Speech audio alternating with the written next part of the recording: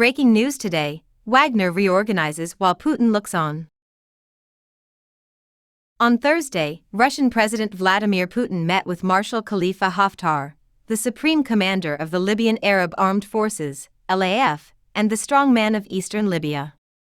It was announced by the LAF that Haftar met with Russian President Vladimir Putin and Russian Defense Minister Sergei Shoigu in the Russian capital Moscow, but no further information was provided. Dmitry Peskov, a spokesman for the Kremlin, confirmed it, adding, "The situation in Libya and the region as a whole was discussed." Without providing further details, Moscow has kept in touch with Marshal Haftar, who supports the rival UN-backed administration in Tobruk. As the first meeting between the two men in 2019, Haftar and Putin's encounter was significant enough to warrant a Kremlin readout, but Moscow's silence indicates a high level of sensitivity. Putin met with two top Russian security officials on Friday, Deputy Defense Minister Yunusbek Yevkurov and Andrei Trashev, who had previously participated in Wagner's combat missions. According to a readout released by the Kremlin, Haftar met with Yevkurov, who has been a frequent visitor to eastern Libya over the past few years and most recently on September 17 when he met with Haftar in Benghazi, during his time in Moscow. Yevkurov is believed to have been the point person for Wagner chief Yevgeny Prigozhin. Despite Haftar's heavy reliance on Wagner forces, the Turkish-backed armed forces were ultimately successful in their 2019 siege of Tripoli. In 2020, the UN reported that 1,200 Wagner fighters were on Haftar's side. Hundreds, according to experts, have remained active in the oil terminal zone in the east and the gateway to the Sahel region in the south, both of which are increasingly looking to Moscow as a provider of security in place of the West. It is unclear whether Haftar's trip to Moscow was related to his planned new offensive to retake Tripoli, but it does indicate Russia's decision to reassert its influence in Africa despite Prigozhin's absence and the focus on Ukraine. Russia's interest in Libya, which has strategic appeal for Moscow, may have been rekindled by the recent anti-Western-leaning coup in Niger. There has been a shift in the international web surrounding Libya, with key protagonists like Turkey and major Arab and European powers showing signs of retreat. Anything that helps stabilize Libya and slow the influx of migrants will be welcomed in Europe. Therefore, Moscow is probably feeling relatively powerful. The United States abruptly withdrew from Libya in September 2012 after the deadly attack on the U.S. Special Mission in Benghazi by members of the extremist group Ansar al-Sharia, in which the American ambassador and 3 other U.S. citizens were killed. The big question is whether or not the United States intends to return to Libya.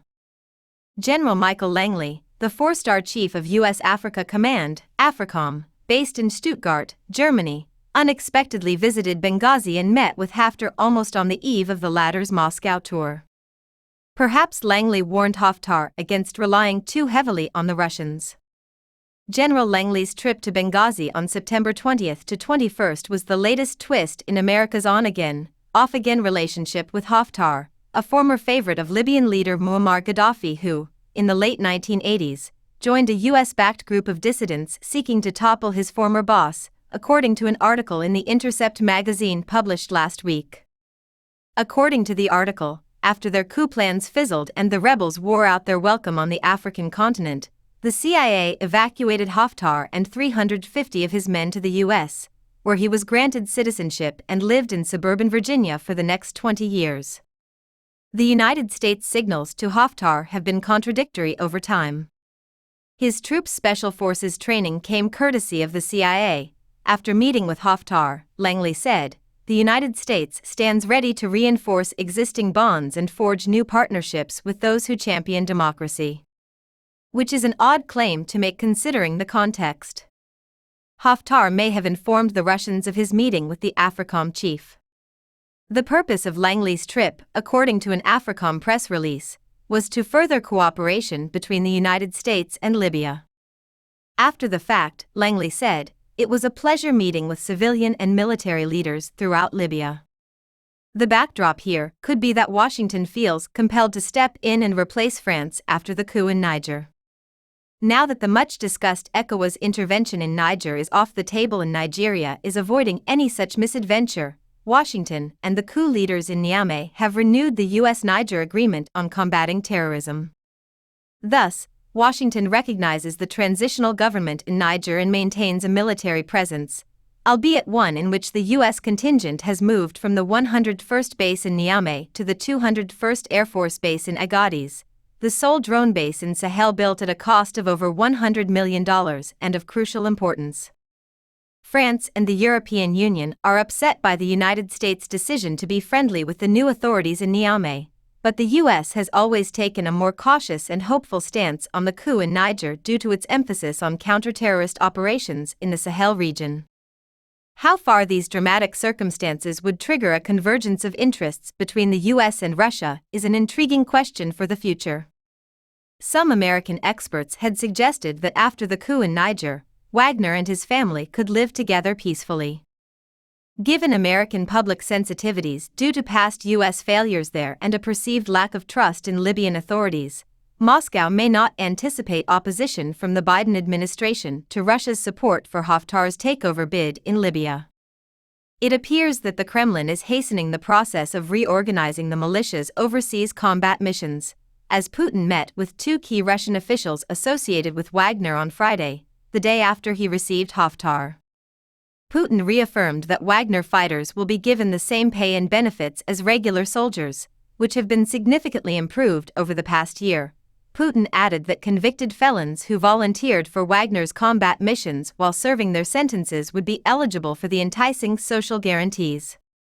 Surely this time around they will go by a different name and be organized as volunteer units, reporting to Yevkarov, himself a seasoned veteran of counter-terrorist operations in the North Caucasus, and answering to the Defense Ministry's Foreign Military Intelligence Agency, which was originally created under its current form by Joseph Stalin in 1942 after the invasion of the Soviet Union by Nazi Germany. Putin lavished praise on Andrei Trashev and asked for his thoughts on creating volunteer units which will fulfill various combat missions, including in the zone of the special military operation during their meeting at the Kremlin on Friday. To Trashev, Putin said, "You fought in one of such units yourself for more than a year.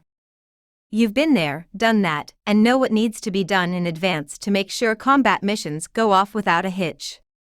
Haftar's visit may have emphasized the need to reassemble Wagner forces for combat missions in Libya and elsewhere in Sahel, where the security situation has worsened due to the presence of militant Islamist groups.